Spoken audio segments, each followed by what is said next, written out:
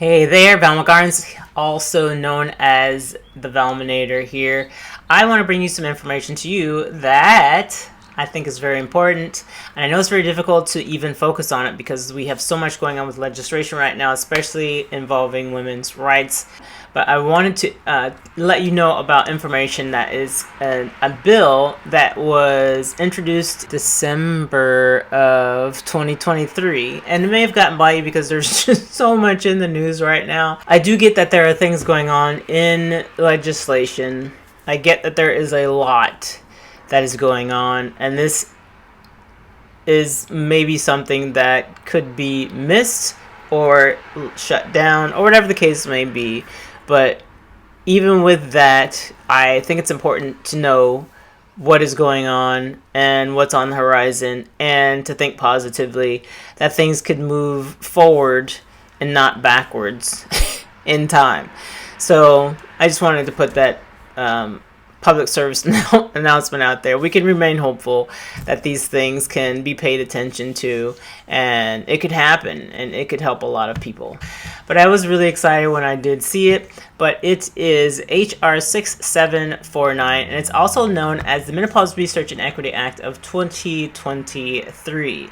And the details of this is that it was introduced in the House Representatives on December 13th, 2023, spearheaded by Yvette D. Clarke, who's Democrat in New York, and Debbie Lesko, who's Republican in Arizona. And this bill aims to mandate the National Institutes of Health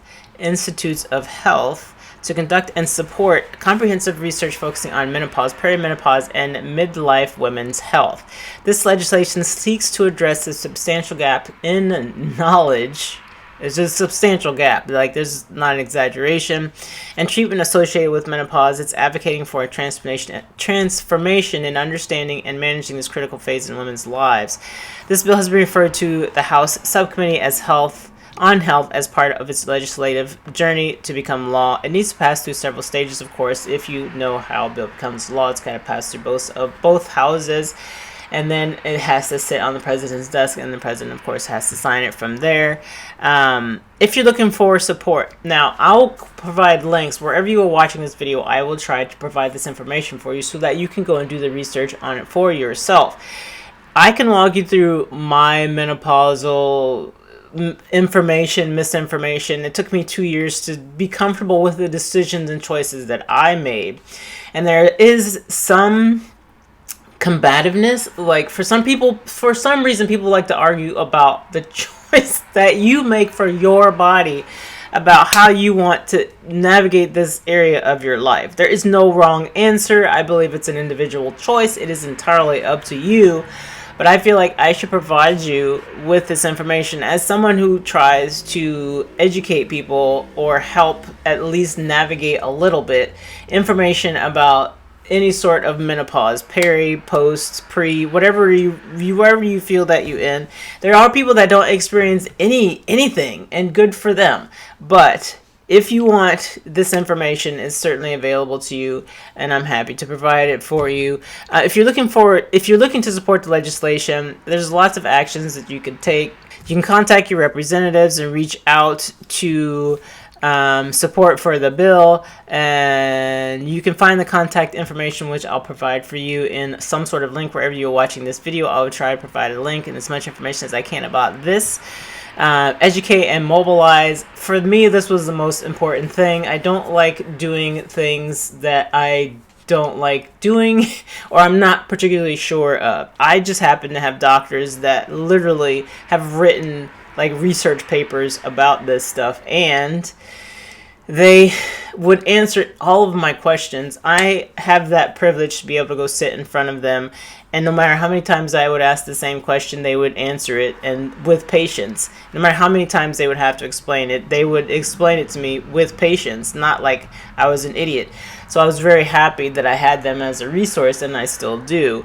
And I think everyone should have that, but that's just not the case, and this bill will help with that, and making people more available and making information more available to be able to make sure that you are getting the information that you need to be able to make informed choices and decisions about yourself and and the period of life that you're going through, regardless of what anyone says or what everyone else is doing. It's really your choice, and I can't advocate for that enough. It is your choice, your business, and you can help other people with those informed choices, or maybe not. It's really up to you. But definitely educate and mobilize. Maybe talk with your friends. Stay informed. Follow the progress of the bill as much as you possibly can. I know I'm going to try and stay on top of it as much as I possibly can. Support organizations. There's a couple of organizations listed here, but if you could just do like a search on like a Facebook group search, there's lots of different groups out there that are not argumentative and not putting women down about the choices that they make. There's some that you can find. There's some groups that you can go in and test it out for a little bit. You just have to find a fit that's good for you, if that's something that you're interested in.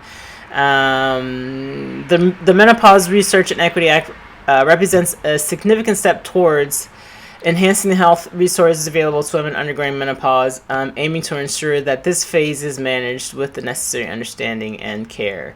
So I just wanted to get that information out to you. If you made it all the way to the end of this video, I really do appreciate you. Thank you so much for being here, and I will see you in the next video. Check out the links anywhere around this video, and I'll talk to you next time.